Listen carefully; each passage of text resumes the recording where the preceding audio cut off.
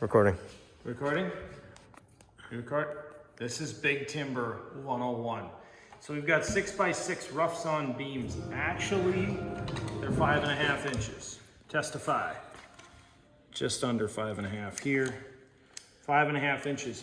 So what we're gonna do is make a half lap joint on each end.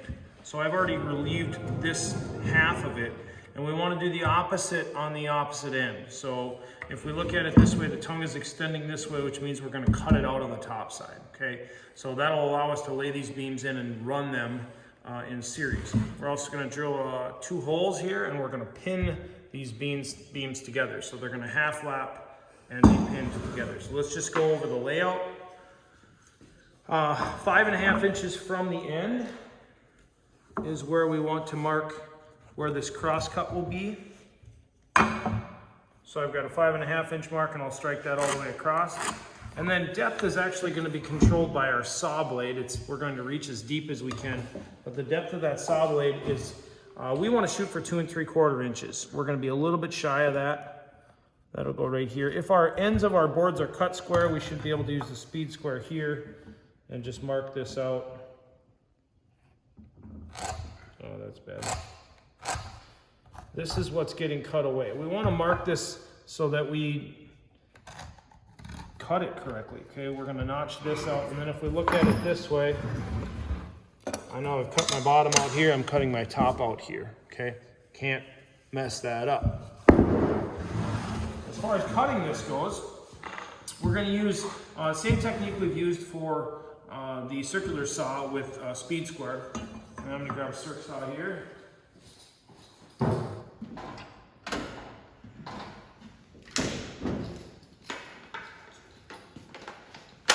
We want our blade depth to be set for the maximum depth possible.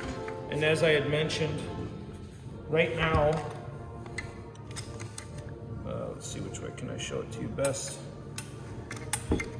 That is about 2 5/8 inches is the max depth that this will cut, which is going to be really close to what we need. What I would suggest to you is a couple things. You can come over here, shoot from this angle.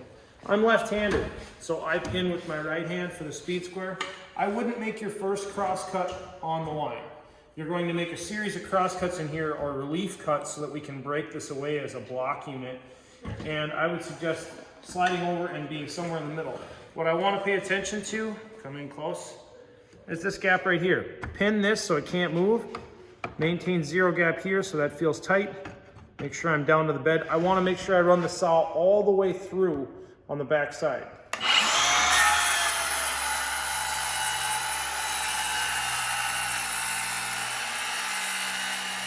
So right here, I'm not to the apex of the saw blade yet by a long shot coming close. So I want to make sure that I run all the way through there in order to get full depth. And you can see I'm still about 1/4 inch off. Now, we'll probably complete the rest of this with the wood chisel. So I made my first cut there. It is square. I can go for this square cut here. Come in close and look this direction. This square cut here is the most important. So I want to line up here, make sure that I get a good square cut here.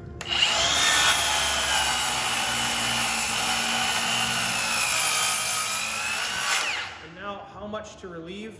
Every 3/4 of an inch or so.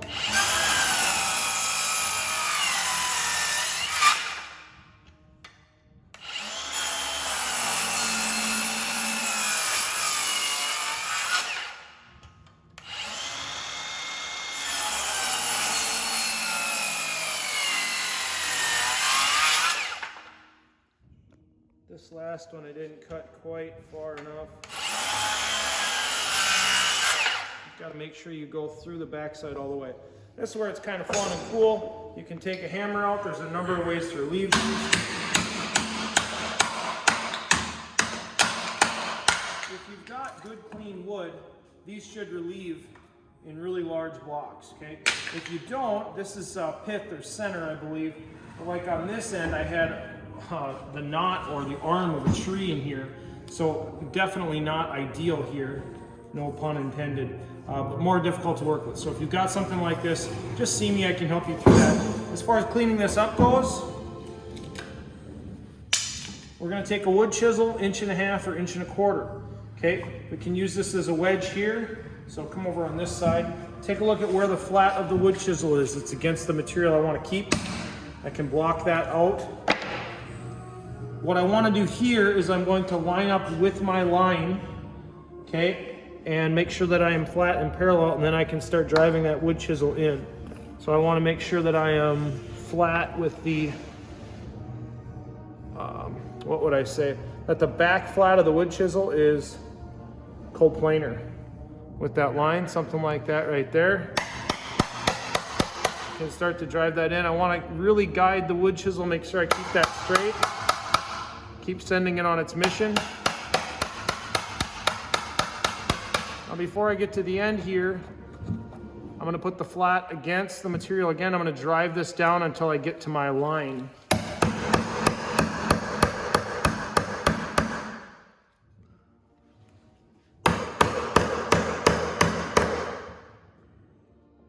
I'm close there, but I'm going to have to wedge some of this out. Be conscious not to chisel towards yourself. And go right to my line here. You want to focus on staying flat with the material or our lines. So I'm getting a really good line here. Try not, you don't need to angle down. We should be able to cut flat. There. Turn the chisel.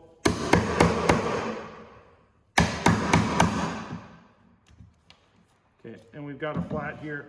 And now we can continue to work this out. If you need more guidance, you certainly should strike a line along this so that you know where to start from here. So that is my depth of cut that I want right there.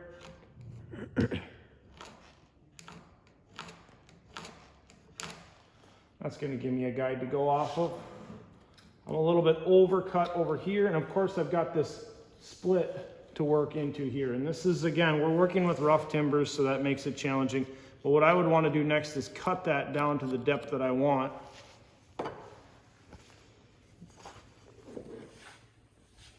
Put the chisel against the back side.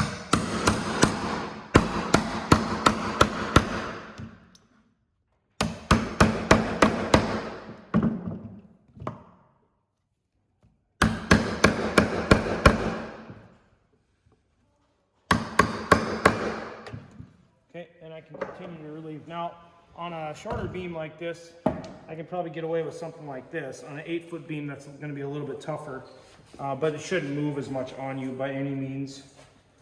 Let's go up against the table here.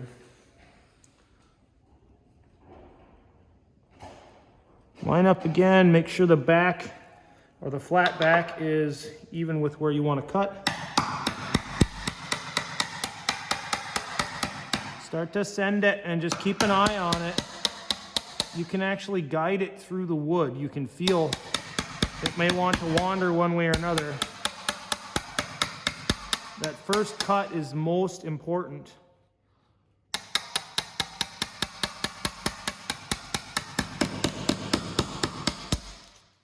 Let it go all the way to the back, and if I've made my relief cut here, then that should fall away.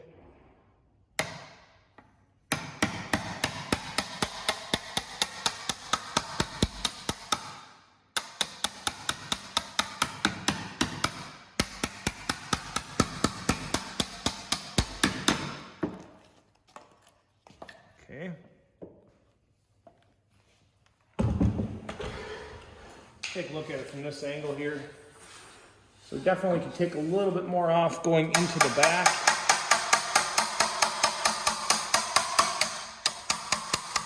I'm angling the chisel just to get a bite here. As soon as it grabs, then I'll flatten it back out.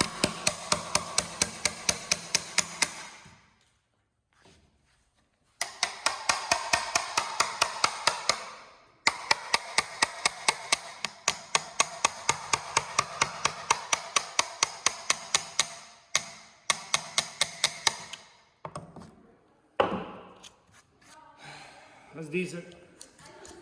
for rough timber work that'll work. So the last part is the layout here.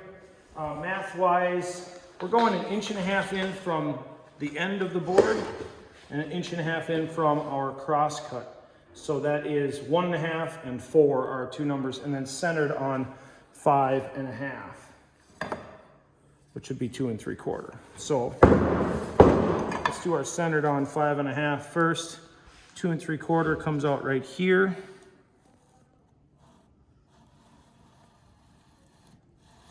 Okay, and then we want to go 1.5 inches in and 4 inches in.